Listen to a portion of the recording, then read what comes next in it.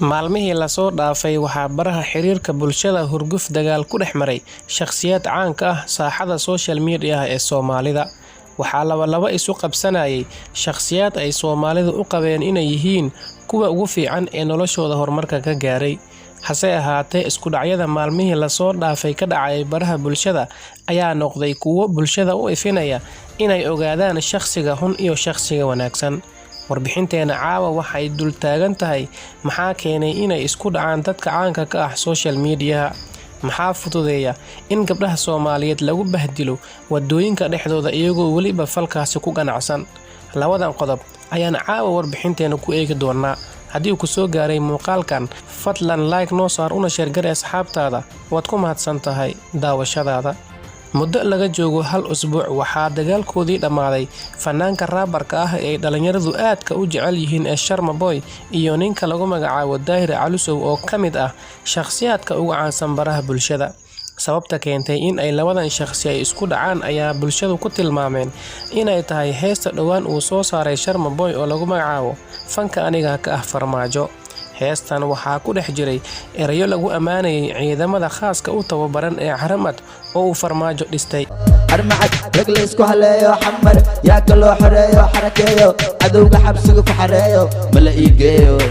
Bulshada iyo dadka waxgaradka ah waxa ay sheegeen in Daahir Calisow uu Sharma Boy uga xanaaqay soo saaridda heestan maadaama lagu ammaanay ciidamada Haramcad siyaasad ahaanna uu Daahir Calisow uu ka soo horjeedo Farmaajo. Labadan shakhsi dagaalkoodu waxa uu gaaray heer uu Sharma Boy uu janalkiisa uu heesaha ku soo gudbin jiray uu jabsado shakhsiga ay ishayeen ee Daahir Calisow. Sharma Boy maalmahaasi waxa ay u ahaayeen maalmihii ugu mugdiga badnaa ee noloshiisa, sababtoo ah mushkiladii maalintaas dhexgalay ayaa sababtay inuu Garowe u cararo, meeshaasna uu shil gaari uu kula kulmo.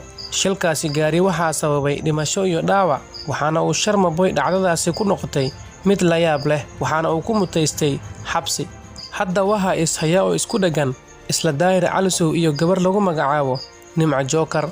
Lama oga sababta dhabta ah ee shakhsiyaadkan isugu dhaceen, hase ahaatee Nimco Joker ayaa Daahir Calisow ku eedeysay inuu ku tilmaamay iyada dadka sameeya filmaanta jugta sida ay hadalkeeda u dhigtay. Daahir Calisow dhilla sharmutaho filmaanta saksiga samayso uu iigu sheegaya qabiilka aan ka dhashay aniga macsi dusha uu iiga saarayana naag daaro Ismaaciila ahay xiniin rageed bambarta aan fadhiyo ku fadhiyaano been kuma sheegay eedis rumaay aabila tay abtooda ay faraka ku geey Nimco Joker kaas alaabaha jugta ay samaysaa ee filmada laga duubo ku geey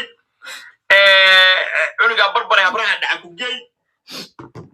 marka Soomaali Maxamedey shalay wuxuu dilay oo uu qalbiyan iyo mentally iyo emotionally u baabi'iyay waxa ahayd Sharmaake.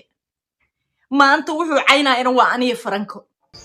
Daahir Calisow ayaa noqday midka loogu hadalhaynta badan yahay baraha bulshada isbuucyadii la soo dhaafay.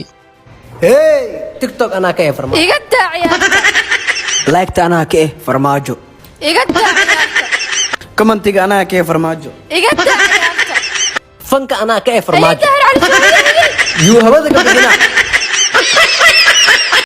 Haddii aanu u soo gudubno qodobka labaad, barta Soomaalidu gadaal ka fahmeen ee TikTok ayaa isbuucyadii la soo dhaafay waxaa ku soo badanayay dhalinyaro isugu jira wiilal iyo gabdho, kuwaasi oo bartaasi ku soo bandhigayay muuqaallo ka baxsan habdhaqanka Soomaalida, anshax ahaana aan u wanaagsanayn. Gabdhaha wiilashaasi la sameynaya muuqaaladaas anshaxa ka baxsan ayaa ah kuwo miirkoodii jooga oo sidaasna ay kugu qanacsan yihiin waxyaabaha ay sameynayaan. Hase ahaatee, bulshada iyo dadka waxgaradka ah ayaa gabdhahani ku tilmaamay inay yihiin kuwo qasban oo lagu qasbayo in ay arrintani sameeyaan.